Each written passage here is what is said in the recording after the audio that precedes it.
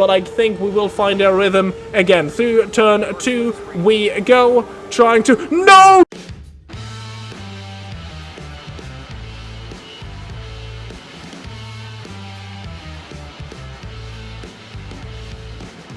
Welcome back to our Roberto Moreno Kart Championship Season 2000 in Automobilista 2, where there is a bit of a change of schedule today. Now, I know I announced the next race to be held at Gateway at the end of last episode, and don't worry, you will get that race next time around, but there has been a content drop of Razor a few days ago, that is on the date that I record this, and I have been anticipating that content drop as we'll go racing at the Pocono Raceway today. Now, in real life, Kart didn't come here in 2000, but they did race at another unusual oval at the state of Pennsylvania, which was Nazareth, earlier in the season, just after the race at Rio. And Pocono has appeared on a couple of IndyCar schedules throughout the year, so I think this is a fitting venue to replace Nazareth Speedway. That race there in real life was won by eventual champion Gilles de Ferran, with a strong P2 for Mauricio Gugelmin and the Mercedes engines, which had a difficult year 2000 in kart. Roberto Moreno crashed out with some laps to go and didn't score points in real life, as we aim to close the gap to Montoya and de Ferran today in our universe to keep our slim chances in the Championship Open with 4 races to go, including this one. Let's look at the starting grid, of course, where we start from P7, which is where Moreno started that race at Nazareth. As you see the rest of the grid now, it is time to go racing at Pocono to welcome this new track to Automobilista 2. Well, and here we are rolling towards the starting area for our second oval race of the season. There will be a lot of them now in this late stage of the season. Originally, as I said, this one should have been just after the race at Rio. But better late than never, as the green flag is out, and I almost lose the car there on the pit. And that means a lot of cars there on the right pass us 4 positions we have lost as we are going into turn 1. And this is why this oval is so unusual, because it doesn't have 4 turns, or 2, which are separated into 2 each. This one actually has 3 turns. Also nicknamed as the Tricky Triangle for that reason, Pocono, as I'm rambling on about the track here to kind of distract from my poor start that I did. But we're still in the points, 4 positions down, just behind Oriol Servier's PPI Motorsports car. Struggling a bit here out of the final corner. As we go into turn 1 again. We're gaining a bit. I choose a much tighter line there on the exit, which I don't think was beneficial. And now towards turn 2 we go. Fastest corner on this track, as you saw we were reaching almost 380 kph there, going towards turn 2. And now we are very close to Servia, and there is even a bit of contact there with the Spaniard around the outside. High line we tried to go, we are past Servia. I hope we didn't damage our front wing there. Was only the slightest bit of contact, but at very, very high speeds. Bit of a heart in the mouth moment there early in this race. Servia into turn 1, slips past again, as I struggle to get the power down out of turn 3. And so I did here through turn 1. We're alongside Servia there, but we have to settle for 11th for the moment. And now we're under attack from Kenny Breck down the inside. He tries to go through turn 2. We stay ahead. And I focus again now on Servia. Trying to get a better exit. We are alongside. Can I get the power down fully? Do I dare to? No, I don't.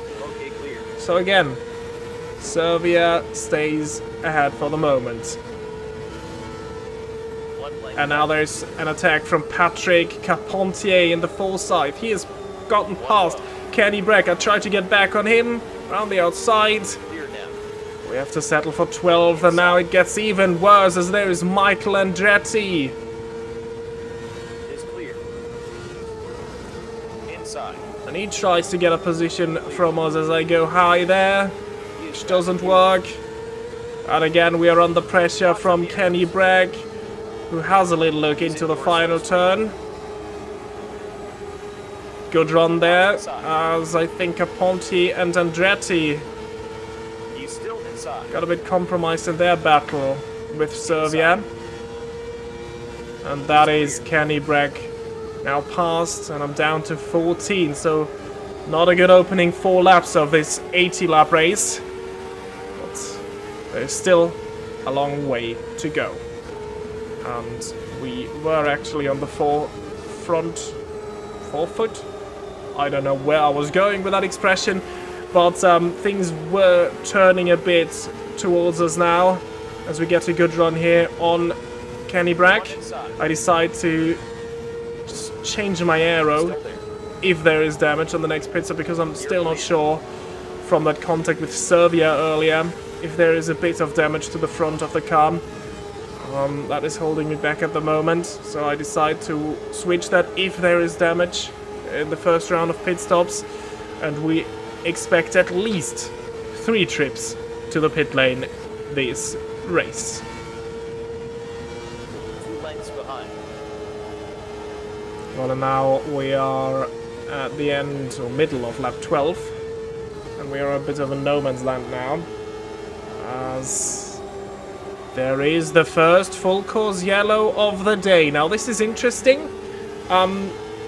I expect everybody to come in as soon as the pits are open. Pits are closed, which I think is a new addition also in the latest update of Automobilista 2, that in oval races pits are closed until the whole field is collected, so only for damaged cars you can come in. And now the pace car has collected the field, pits are open, and I expect everybody to dive in now, because this is essentially much preferable to pitting under green flag racing, because you'll lose much less time as speeds are reduced. Around 45 seconds takes a lap here, so pitting under green unnecessarily might lose you a lap. So into the pits we go. Kenny Bragg briefly inside of us there. Bit of an uncomfortable situation. We find our pit box, and now fresh set of tires going on. We wouldn't have needed them, but might as well take them. And then full tank of fuel. Ooh, there is a bit of a repair, you were able to see it there, so I think there was a slight bit of front wing damage. Took us a bit longer, so we lose a couple of positions. Kenny Bragg just came out ahead of us, and the car just ahead of us is now Brian Herter in the third Forsyth car. And then now we are at the end of the first full course yellow. Bit of a frantic start to this race, but this is just expected to be like that on an oval. We survived the first stint, which is good news. But now we have to survive the first restart, and well, the start of this race did absolutely not go to plan, and I think we might get caught out here as well, as by the time we accelerate we're still on the exit of the corner, and this is where I struggle the most out of the corner. So green flag is out. I almost lose the car, spin into Max Papus. 3, 4, 5 positions already lost, down to P17 behind Michel Chaudin. We are approaching turn 1. Casey Mears is through, Kurosawa is alongside. Oh dear, we lost a lot of positions there. Down to 18th. No, sorry, this is lap 18. We are down to P25. Make that 26. As I think we even got passed there by Luis Garcia Jr. Now we will have to fight our way back. One outside. Oh, that is just very, very bad news. The worst possible restart we could have gotten. I actually wasn't able to figure out why the full course yellow came out. Otherwise I would have shown you a replay. He's inside. As side by side again. Still inside. We are Okay, clear. someone I couldn't see who that was. Well, we are past now. I think it was actually Mark Blundell. I'm sorry, it wasn't Luis Garcia. But now it is important to find a rhythm, which so far I couldn't really get, and this is so crucial on an oval. But look at this, through turn 2 we get a very good run there on Kurosawa, who is in a battle with Roberto Fontana himself.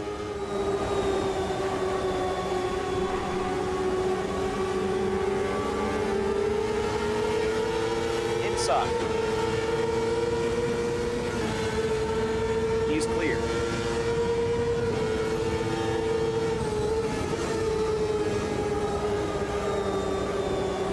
One low. You're clear. One length behind. He's in your slipstream.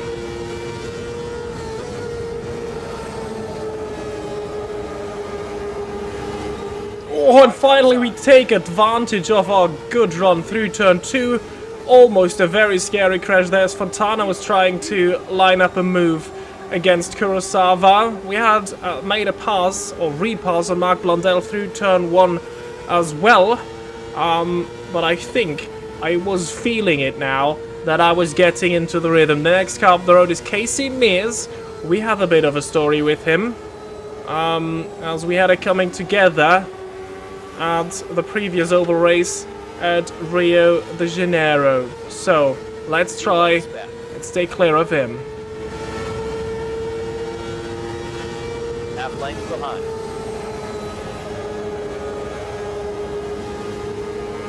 Outside. You're clear. 2 lengths behind.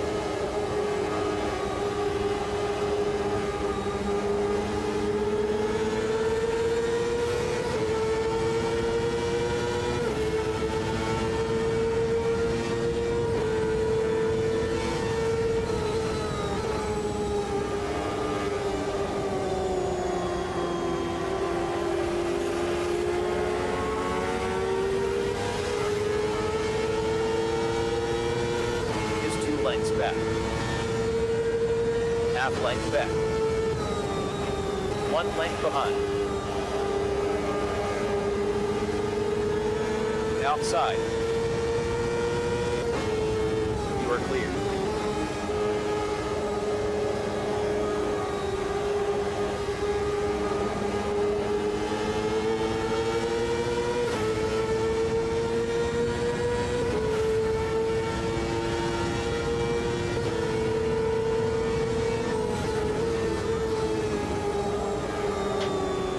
Got 1 low.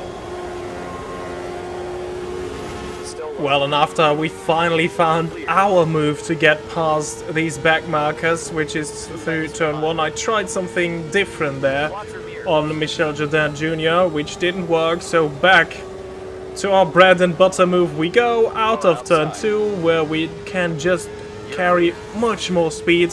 I turned the downfalls on the front and rear wing to the maximum amount possible in the setup.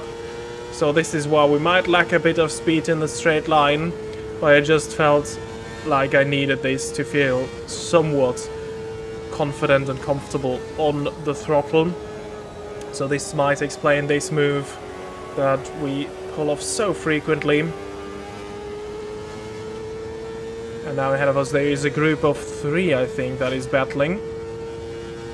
So now we were able to pick them one by one. That worked quite well. And we were making up some moves quite quickly, as we are up to P18, so not too far away from the point scoring positions. And as I said, strategy will be a key factor here, as we expect a 3 or 4 stop race even, with that many laps on an oval where you pretty much always go flat out. So now we are close to these 3. Oh, that was an easy move there on Tony Kanaan, who tried to line something up through turn 1. We just took the high line and went past.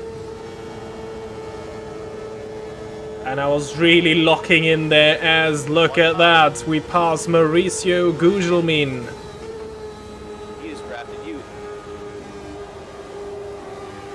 Can we make it 3 moves in 1 lap? We are a bit more comfortable on the throttle here out of the final corner now. But still, the AI can go on the power earlier, I feel. So maybe still something up with my setup. I have no clue about setups at all. So, even less so on ovals. Because I rarely ever do these races, but I must say they are a lot of fun. And this one is much more fun, I can already tell you, than the one at Rio, where things were very buggy. One high. This time things are working out much nicer, You're clear. as we just went past Max Papis. Lengths back. So up to P15, just 3 spots away from the point scoring positions, and where we actually were ahead of our pit stop, where we lost a bit of time. Outside. But that is the next move done, past Brian Herta in the Rockingham Forsyth car. And this is now around the area where we were ahead of the pit stops. And I even think the next car up the road is Oriol Servia, who was just ahead of us as the previous full course yellow came out.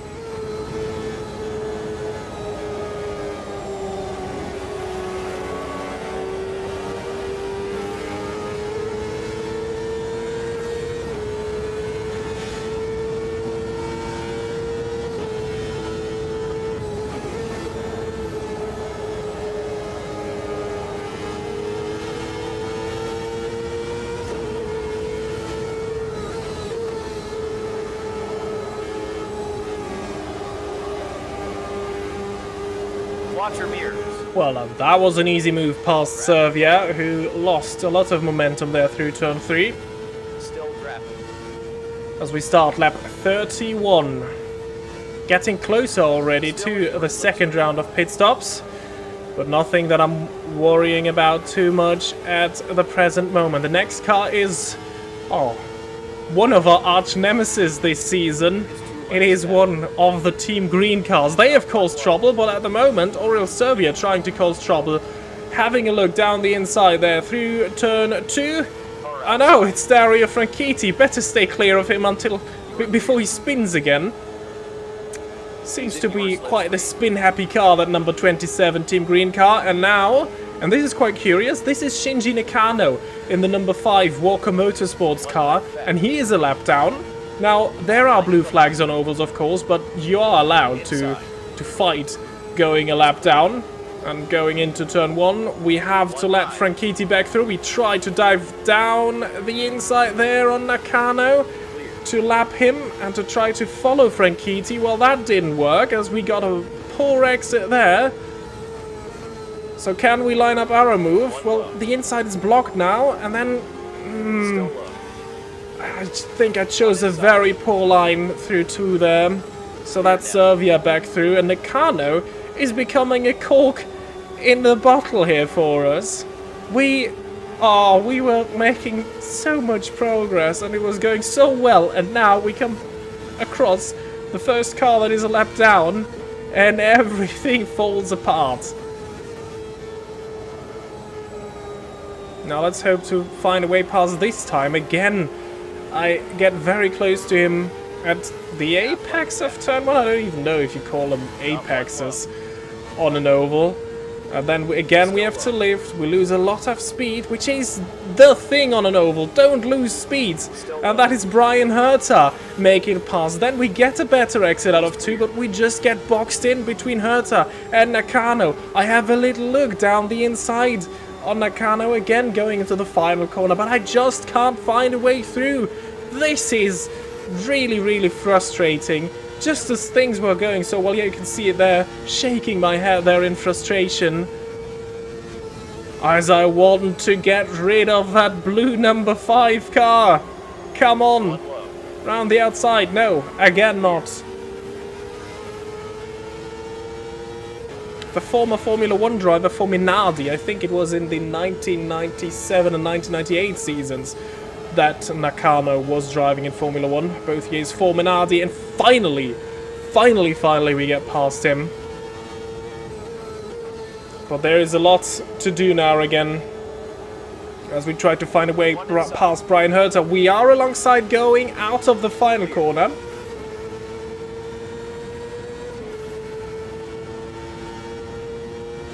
But there was just no way through again, as I'm too tentative there on the power out of turns 1 and turns 3.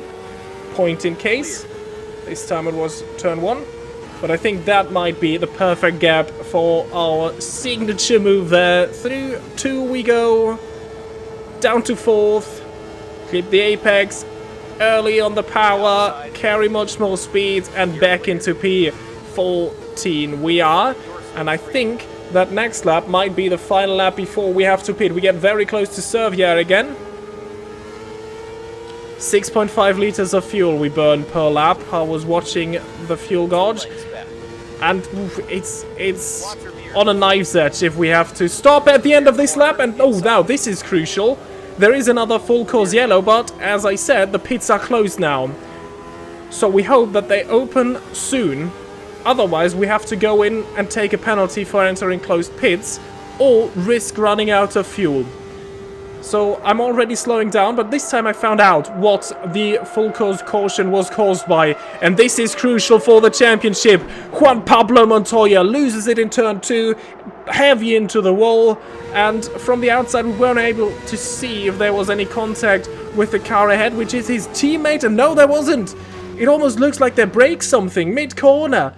Rearwards into the wall, Montoya goes, and he was out of this race. The championship leader DNFing this race for the first time this season. Well, and just as we cross the line with just under 6 liters of fuel still in the car, under yellow flag running, I think we should be fine to the end of this lap. But now, only now, the pits have opened, and fuel is an issue for all the cars. No one took the penalty for going in. They all took the gamble, staying out and entering the pits as soon as they open. But have they all done their maths correctly? Well, we are approaching turn 2. And you will see that this gamble did not pay off for some of them. There is someone very slow. I think there was Christian Fittipaldi, if I saw that correctly. So, cars running out of fuel, another one. Oh, that is Paul Tracy. And that was Gilles de Ferran. The top 2 in the championship are out. Jimmy Vasser out as well. They've run out of fuel. They didn't make it. Kenny Brack as well. Run out of fuel. They don't make it into the pits. Alex Tagliani stays out. He is a lap down though. And everybody else just made it in. Oh, the top 2 in the championship are out, and this is a crucial opportunity. One opportunity that we were waiting for this season. A good result today, and we can close the gap to the top 2. We stop on the marks, new tires are going on, and another full tank of fuel is going in just as we are about to hit the halfway point of this race. So, is it 1 or is it 2 stops still to go to the end of this race? Well, it, again, is on a knife's edge. It may depend on more full course yellows happening. So, out of the pits we go, and look at that! We are 4th! 4th out of 11! Only 11 cars still running, and this is the restart. Incredible! This is a golden opportunity. If we win this, it's 20 points gained on Montoya, and it might be game on in the championship. Again, it is a rather poor restart, but even if we crash out now, we will outscore Montoya and de Ferran. They're both out. The top 12 get points, and there is only 11 cars running. Beginning lap 41 of this race. Again, poor restart. We lost position to Carpentier. We lost position to Servier. But I think we will find our rhythm again. Through turn 2 we go. Trying to... No! Oh! We've been hit. We've been hit through turn 2. Heavy into the wall. And we have to crawl back into the pits. Now, I won't retire. I won't give up, because there might still be engine issues for some of the guys running. Even if we have to stand in the pits for like 10 minutes, there still is an opportunity. We have to get every point that is possible today. Oh, we even lost the rear wheel. I might not even make it into the pits. Jesus. Okay, let's first look at the replay of what was happening there. And Brian Herta, you and me, we have a problem. Look at that. I think this is crystal clear. 100%. Let's look at it. Brian Herta's point of view. I think I did nothing wrong there. He's not alongside. I go down towards the line and he goes below it to take us out. Brian Herta, you dirty little man. So into the pits, we actually made it on 3 tires. Full Cause Yellow was out in the meantime, of course. And look at that. That is going to be a painfully long pit stop. We're gonna lose multiple laps, but we're still in P10, as P11 seems to be multiple laps down as well. And I can tell you, it was actually Helio Castroneves who was somehow still classified, even though he was just standing at the pits at this moment. Well, we make it out of the pits again, multiple laps down, 3 minutes we've been stationary, but we have a car which is almost as good as new. So, we took the restarts, we were multiple laps down, but we were still on a good pace, as we were on lapping, and maybe we can still get 1 or 2 positions because other cars are retiring, or, I don't know, getting lucky with some lap traffic. Maybe we'll catch up to someone, I don't know. We were 3 laps down from the race leaders now, but we were unlapping on a couple of the cars. This example here being Oriol Servia, who we just got a lap back from. And as I was saying, the pace was good. And look at the top left.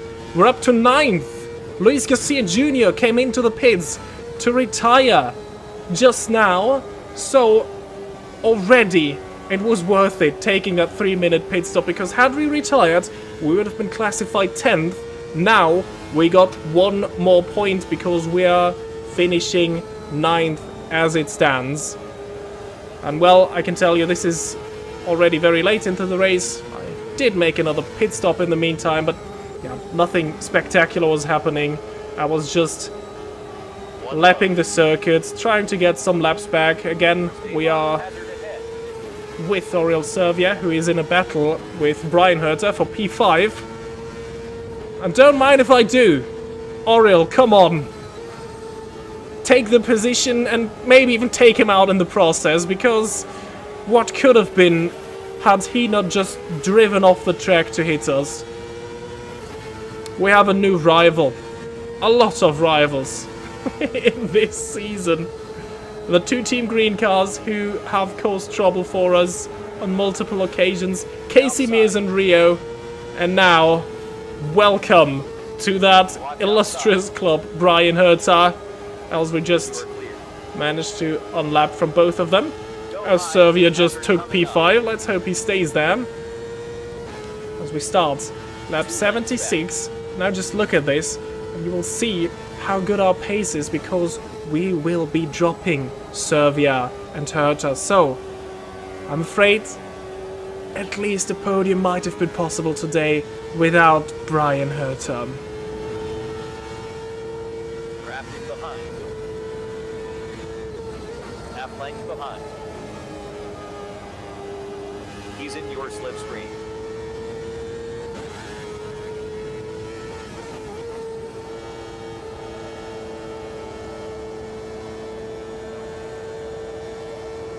Go high.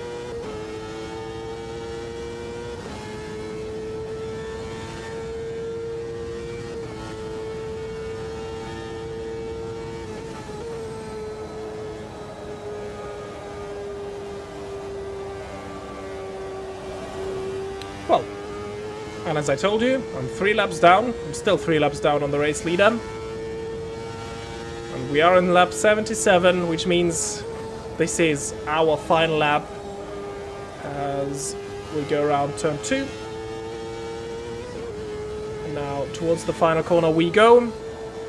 Just keep it out of the walls. And we actually managed to see the checkered flag.